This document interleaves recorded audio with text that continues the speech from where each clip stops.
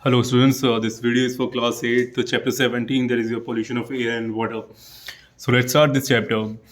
So we all have understood or we have all have read about this word, that is the basic pollution, right?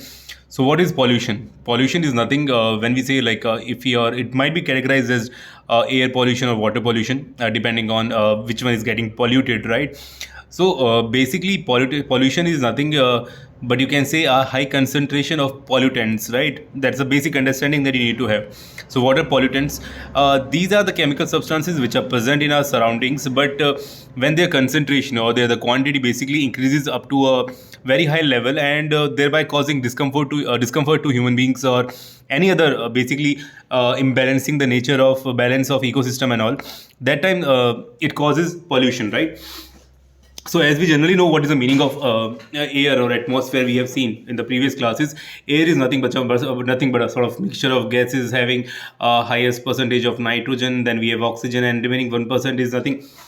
Basically, these are the main constituents, right? Nitrogen and oxygen. And apart from that, there are multiple number of gases: carbon dioxide, water vapor, right? Now, among them there are certain gases which are quite harmful, but the problem being the concentration of those gases are increasing up to a very high level, right? So we can say simply when these harmful gases which are very harmful, or you can say disturbing element for the human health or for the ecosystem, that time it is called as air pollution. Now, what are the basic causes of air pollution that we have to understand, right? So first one that we have is your suspended particulate matter. That is, we use the word SPM for that, right? So there are multiple number of particles which haven't got burned properly when we are burning the combustion fuel, when we are burning the combustible fuels, you can say, right? And they might be in the form of dust, smoke, or fog, or even water vapor and all. So they reduces the visibility and all, and they are basically emitted from automobiles and factories, right? And they don't get filtered through the nose. They're basically their size being quite small and all, and they get inside our body and they can cause severe damage to our lungs, right? So remember that SPM, or suspended particulate matter. The next one being carbon monoxide. So when we are burning the fuels which are having carbon in them, right? Basically wood, you can say, or coal and all. So when the sufficient, you can recall it from that, if the incomplete combustion is occurring, then we have this formation of this gas that is called as carbon monoxide. If it is getting completely burnt, then we have carbon dioxide. If it is getting incompletely combusted, then we say carbon monoxide is being formed, right? And this carbon monoxide has a strong affinity with our oxygen, right? We know that oxygen combines with hemoglobin and forms oxyhemoglobin, and thereby transportation of oxygen occurs to each and every cell of our body. So what happens is, like, being having more affinity for oxygen, it will combine with the oxygen in our with hemoglobin in our body and result in the formation of carboxyhemoglobin, and thereby the person will become deprivated of the oxygen and will ultimately die.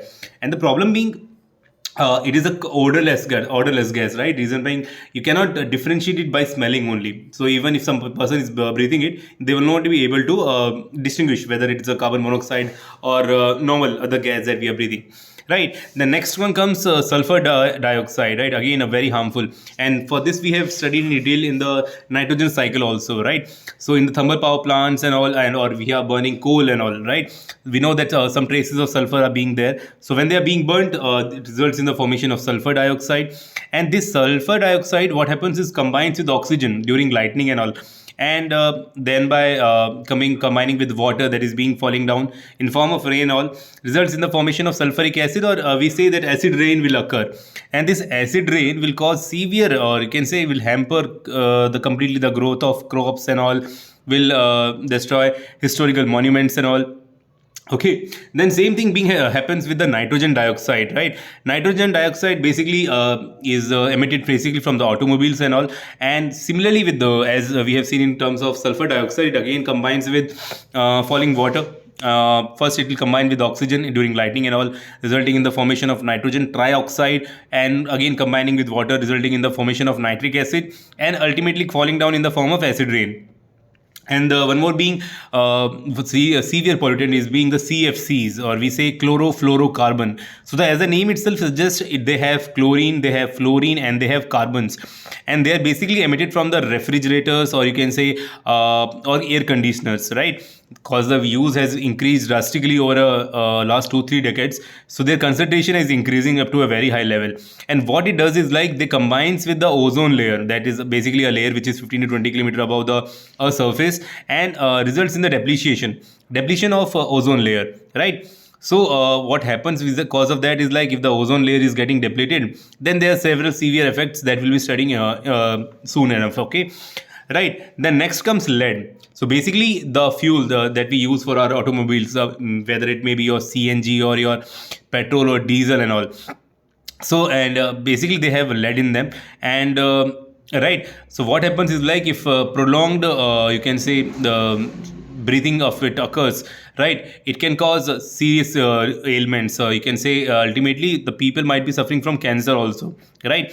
So then these are the basically the pollutants that we have seen: SPM, sulfur dioxide, carbon monoxide, and all. Okay, now what are the effects that we'll be seeing? So the first and the foremost is the global warming. So what is global warming? In simple words, you can say the temperature of Earth, average temperature of Earth is increasing year by year, and this is nothing but is called as a global warming.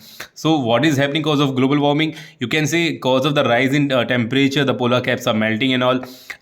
There some regions are getting flooded, the coastal regions, and some regions are basically getting facing the situation of drought and all, right, ultimately disturbing the balance of ecosystem, right? So then moves on, what happens is like then we have carbon dioxide.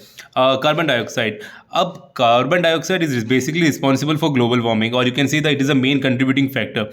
What happens is like there are multiple gases which result in the increase in the temperature of Earth, that is called as global warming, but among them the main contributing factor is carbon dioxide. So what happens is like we know that the fuels being used continuously have result in the emission of CO2, and this CO2 will not allow the sunlight that is falling on the surface of Earth, but it will trap the sunlight, thereby increasing the temperature of Earth. And this is trapping of sunlight or and increasing the temperature is also called as greenhouse effect. Then again, we have seen cause of sulfur dioxide and nitrogen dioxide, we have seen acid rains, right? Acid rains, again, we have seen basically we can't say that only the natural cause being responsible for them is volcanoes. Apart from that, it is a human factor only that is playing a critical role for the acid rain, right? The best example, if you have to remember, is of Taj Mahal, which used to be of white color, but due to prolonged, or you can say due to continuously facing the problem of this acid rain, it has turned to yellowish in color, right? Then we have seen ozone depletion. Ozone depletion, again, I told it's an ozone is nothing but a layer.